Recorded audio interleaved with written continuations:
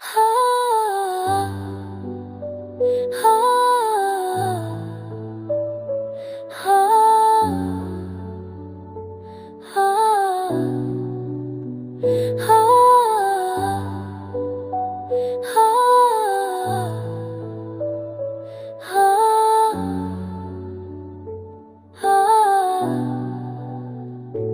मैंने दरिया से सीखा है किनारा होना, अपनी हद में भी मुकम्मल सा इशारा होना।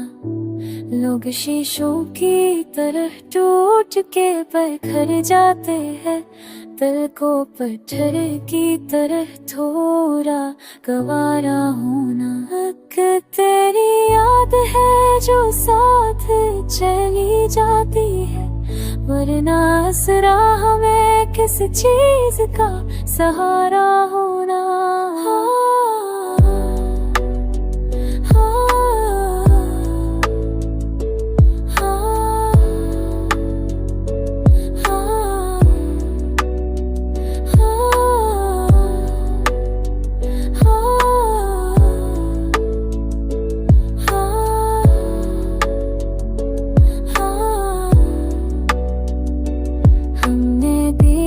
है कई ख्वाब सराबों जैसे, असरे नींद में भी खुद से किनारा होना।